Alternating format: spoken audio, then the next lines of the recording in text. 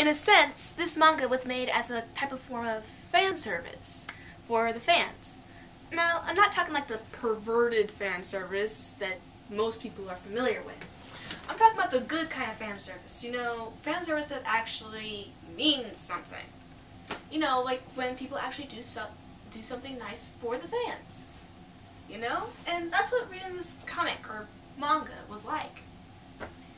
And, now, that does come with a little bit of a flaw. And that flaw is that it's probably not going to appeal to non-fans that well. People who have not seen Avatar: The Last Airbender, or just, you know, not that familiar with it, or, you know, just aren't that familiar with anime in general, this is probably something that they're probably going to have to pass by unless they've actually seen the series, you know? You know, it's just one of those things that you don't really get unless you've seen something else. And if you guys have not seen the Avatar: The Last Airbender series, get off your butt, go to Netflix, and watch it. Okay? That series is epic, awesome, win. And don't be watching it illegally on YouTube. I'm watching you. Support the people, please. Please support the people that created the series. I beg you. It's a job well done. They deserve the support. Anyway, so the artwork in here is actually pretty nice. Nina Matsumoto was the artist.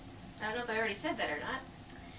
But the art looks, it's very, it's hard to explain. But it's like, it's very nice. It is. I'll just leave it there. I mean, she draws the emotions and everything very well. Nicely detailed. I like for some reason I kind of like that sketchy style that she has. And there's something that kind of appeals to me. I'm kind of an artist myself, so I like any art in general. It just looks very nice. It looks nice. Very decent art. And the story was actually decently done as well. Dave Roman and Allison Wilvis, if that's how you pronounce their names, they made the story, and very talented people, obviously fans, they did a very fine job. Job well done, they say. Awesome job, I say. And for that, I decided to recommend this to fans of the series. Fans, if you're not reading this, you're kind of missing out on a little bit of pretty interesting stuff in here. Because it's like you get to go more into Zuko's past. You find out, like, how he actually started to become the Blue Spirit.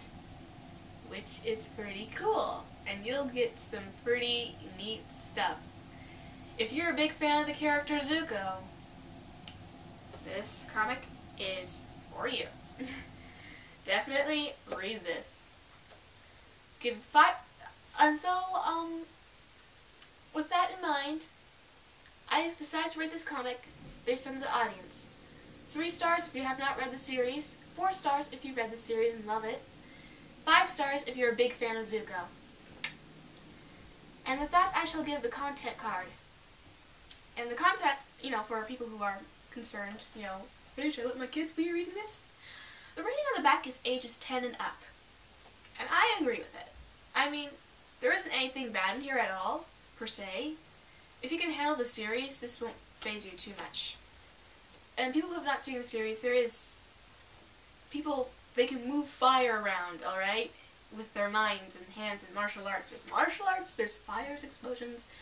I guess the worst that the violence gets is when a certain character gets burned. It's off screen and everything, but you know what happened to him. And then the scar does look a bit more detailed than it does in the TV series, if that counts. It looks a bit more realistic, I guess. It's not too bad or anything, but pardon me. Little kitties, maybe a little startled by it. And, there's no language, no sexual content, nothing something that would be really, religious-wise, I'd say it's about the same as it is in the series.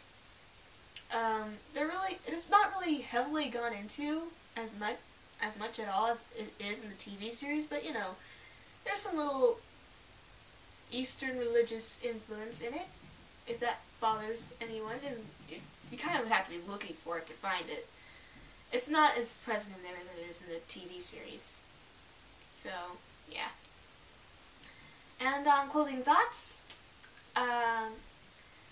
happy Halloween for all you people out there. I hope you enjoyed this review. I hope it was helpful to you in deciding on what to read, maybe. And have a wonderful, wonderful day. And don't eat too much candy, otherwise Mocha and I will eat you. I don't know why I said that. Anyway, have a great time! And now, if you excuse me, I'm gonna go dress up like Nausicaa and go trick-or-treating.